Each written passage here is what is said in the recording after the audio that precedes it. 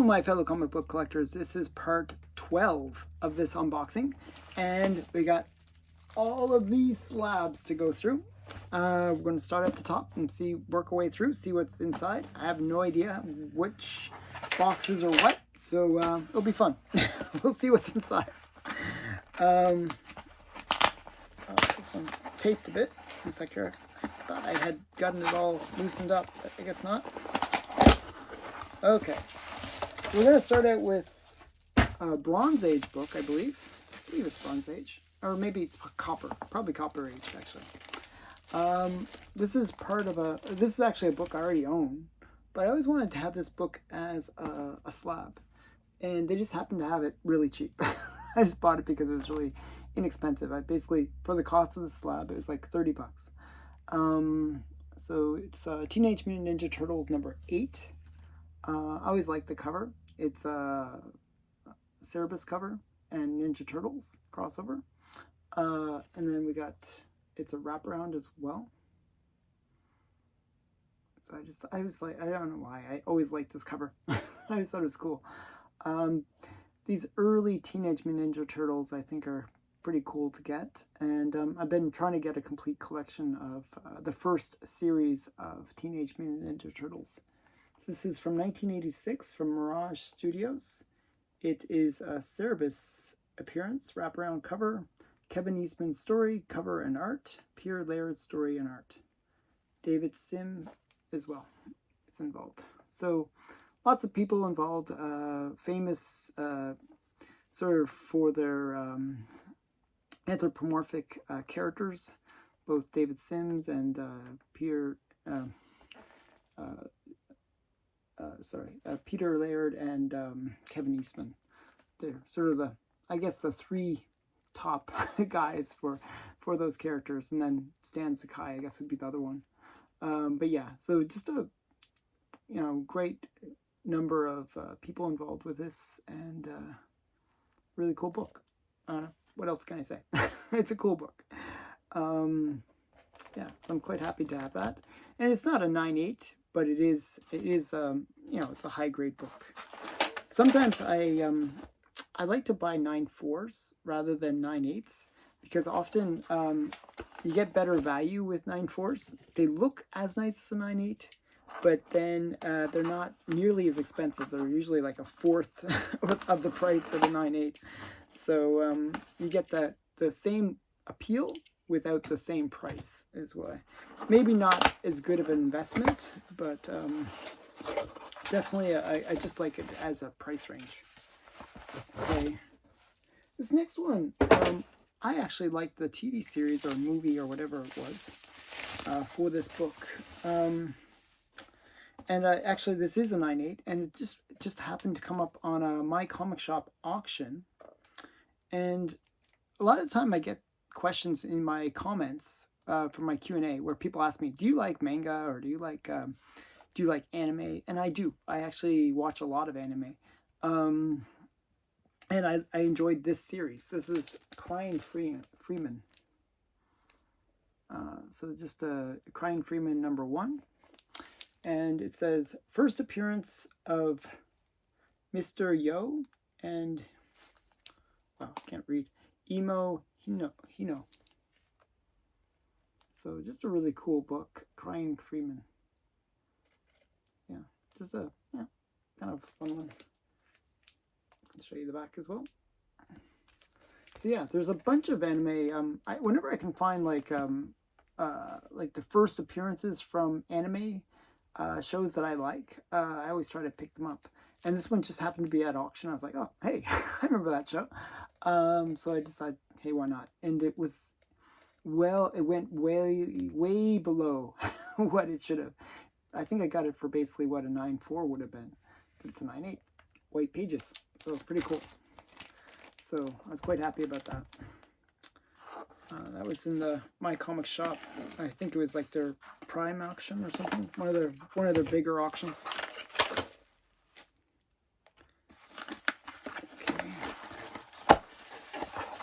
Oh, wow. Okay, I like this one. So now we're getting into some really cool books. Okay, so now we're getting to Golden Age. most of the stuff that I buy is Golden Age, but this one kept on coming down in price. I was like, oh wow, this is. I actually bid on this book on Heritage Auctions, and I had sort of a price in mind, and it just went way past my price, and I was like, oh man, there's no way I'm going to pay that for it. And it was a similar grade actually, but then I saw it listed on my comic shop, and at first I think they wanted, I think it was like $700 or $800. It was like some crazy price. And then they listed at like 700 and then 600. And then I think I got it for like 4 or 3, something like that. It was like really like a fraction of what it started out at. And this is Airboy Comics, volume 3, number 6. And the reason I like this book is because of the cover. It's a cover by, believe it or not. Airboy Comics, I actually really like this character, Valkyrie. And actually, if you look at most Airboy Comics, the ones that are the more expensive issues in the series are the ones with Valkyrie covers. And this just happens to have a Valkyrie cover. People like Valkyrie more than they like Airboy. But the majority of the run is actually fairly affordable. Like you can pick up even high grade like Airboy comics that are not keys or Valkyrie covers for, you know, maybe $100. You know, really not expensive. Even though these books come from 1946, so you know, fairly old. But just for the most part, pretty inexpensive, except for the Valkyrie covers. They usually go for a bit more, and this is one of the better ones actually. It's a really cool cover, just the drawbridge is being lifted up, and then she's kind of like in this very action pose, and it's just a really great cover. Who did it? Let's see. Oh, Freed Kita cover and art. So yeah, he's the one that actually did most of the work on Valkyrie. So yeah, very cool book. Yeah, that's one I really was quite happy to get. And actually I got it when there was like actually a additional 10% off on the price, so I was quite happy. Okay, this next one, actually, I was working out a deal with Stray Flexing, and he had this comic, and what happened was he said he wanted, like, I forget what it was like $400 or something like that, and I was like, that seems a little bit much. It was a cool cover, but I was a little bit skeptical about the price, and so I looked on eBay as I'm having this call with him, and you know, his price was based on past sales, okay? But somebody had an auction for this exact same book, and similar grade actually. And I was like, hey, sorry, I'm not going to buy your copy because it's on eBay right now. If I win that, you know, for the price that it's listed at, the first opening bid, I'll go with that. If I don't win, you know, I'll go with your copy. So I won the auction. Actually, I won it for opening bid. So I got it for a fraction of the price. So yeah, it's just one of those things. I try to be honest with people when I'm negotiating with them that, you know, if I can buy it now or buy it at an auction cheaper than what they're offering it, I'm going to go with that.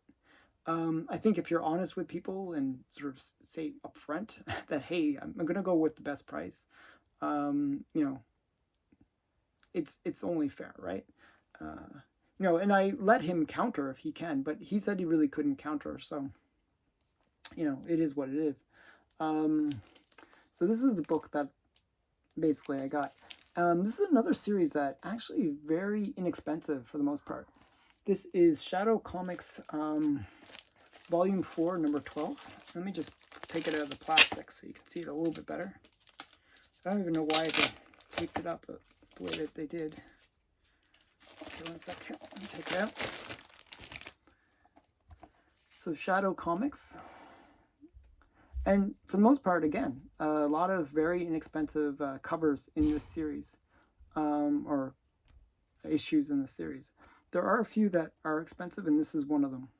because of the large skull cover. So like anything that has like that pre-code element to it, the skulls and stuff like that, generally goes for a bit more money.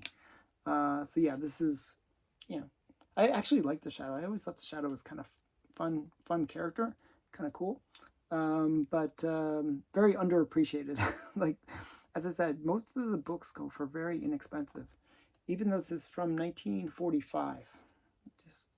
And who did the art? Let me see. It says John Medes.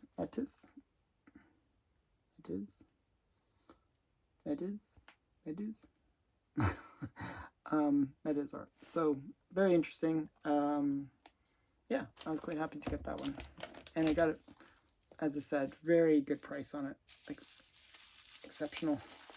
Okay, this next one is a kind of a fun one, and actually I have to say, I mentioned that I get a lot of viewer questions where they ask me questions, and one of the viewers asked me, what is the first appearance of Pink Panther? And I always liked the Pink Panther. I always thought the Pink Panther was a cool character, and I was really curious what was the first appearance of the Pink Panther. And it's actually really funny. The first appearance of the Pink Panther is the Pink Panther. And it, here, I'll pull it out once I can get past the tape. They put a whole bunch of tape on it. It's like here. And here it is. First appearance of the Pink Panther. So this is Gold Key from 1971. And it is the first appearance, I'll read it. First appearance of the Pink Panther in comics. Inspector backup stories begin. Based on theatrical. Wow, I can't say that word today. Cartoons. So basically, the thing that I always thought as a kid, like, this is the funny thing. I remember going to Pink Panther movies, and I knew this character, the cartoon. So I thought when I went to the Pink Panther movies that I was going to see a cartoon. And then it turns out that it's like, this live action thing. And I'm like, what is this? This is not Pink Panther. But that was when I was very young. I was like maybe 6 or 7 years old. I was pretty young. I was very disappointed that it was like not a cartoon. But I really liked Pink Panther, the animation. So I later on grew to like the live actions as well. I always thought it was quite funny. I actually liked how he always had his like trained martial art friend who basically would always attack him and like challenge him in the middle of like the worst times. I thought that was always funny. So yeah, so this is first appearance of Pink Panther from 1971.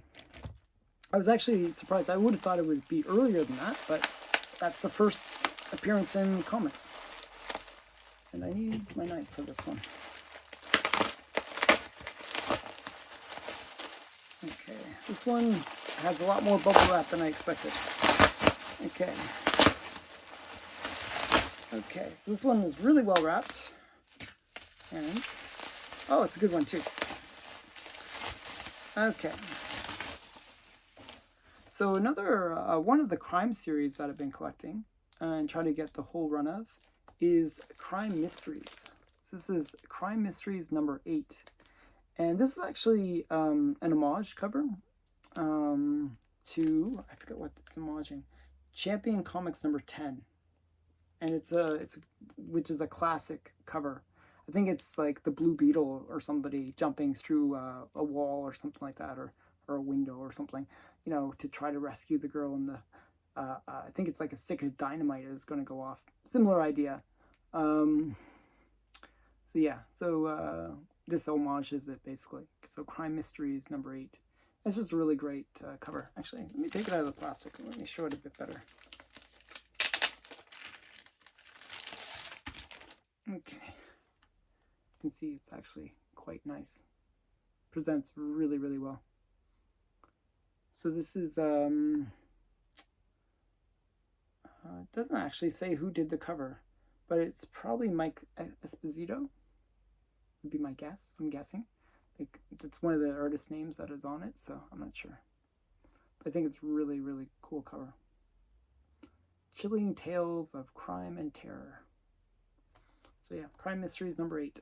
And it's a pretty cool series. A lot of really great covers in that series. Okay, next one. Speaking of great covers, oh my goodness. This is another thing I've been collecting a lot lately is Matt Baker. And this is Diary Secrets number 19. It's just a really great Matt Baker cover. I like these kind of good girl art covers. And the thing that I like about Matt Baker is he's very good at capturing like almost like a snapshot of like some activity, some scene. You got the people at the baseball game, and you got the girl selling probably treats or something, like, you know, Cracker Jacks or whatever it is that they'd buy from her. And you know, it's just a cool cover. You know, just so many things going on. You got this woman in the background looking a little bit bored, maybe. I don't know. You got this one guy that's yelling and all excited, and you got the interaction between the woman and the man. So just like different, you know, generally it's interesting to see all those different emotions being captured in one image. It's not just like everybody shouting or something like that. That's very unusual.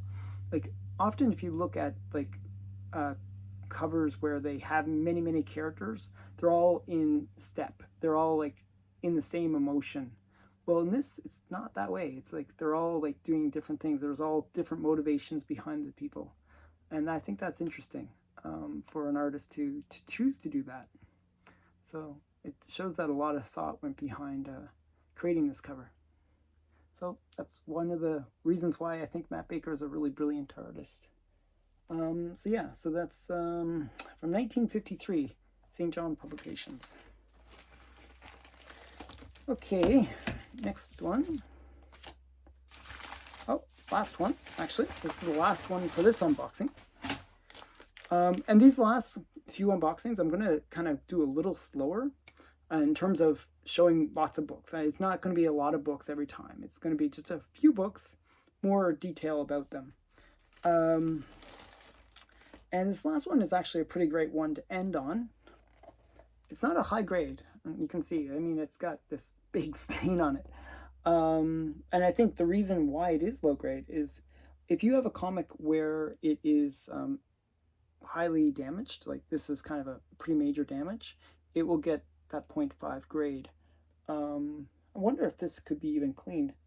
It looks like it has gone through the page. Like you can see how it's actually kind of, something was spilled onto this book. It looks like it was probably a really nice copy. If you like didn't see that, it looks like it was probably a fairly high grade copy. Somebody spilled something right here and it ate right through the page, right through the cover, which is such a shame. But this one is a very interesting one. This is Leading Comics number 2. And you got Stars and Stripes, you got the Shining Knight, you got the Vigilante, I forgot his name, and then you got Speedy and the Green Arrow. So you got a lot of major characters, and they form a group. I forget what the name of the group is. 7 Soldiers of Victory. See, I remembered. Okay, 7 Soldiers of Victory. That's them. But this one, they go up against a villain called Black Star. I wonder why he's called Black Star. And actually, it's a very interesting story. I read this one. The story basically is Black Star is just like a criminal genius. And he basically sets up other criminals to do the dirty work, and he sends them videos where they, you know, are given instructions on what to do to commit the perfect crimes. And then, you know, it's quite interesting. So that's, you know, the story behind Black Star. He's just a criminal mastermind. So yeah, and it's his first appearance from 1942. Leading Comics number 2. In Leading Comics number 1, I believe the Seven Soldiers of Victory make their first team appearance. So, very cool book from 1942.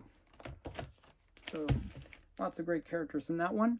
And that is it for this unboxing. Which book did you like the most? Do you like collecting artists, or do you like collecting covers, or do you like collecting key first appearances? Well, this one had a bit of everything in it. It had some golden age, it had some modern. What do you think? I'd love to hear your opinion in the comments below. Thanks again for watching. Bye for now.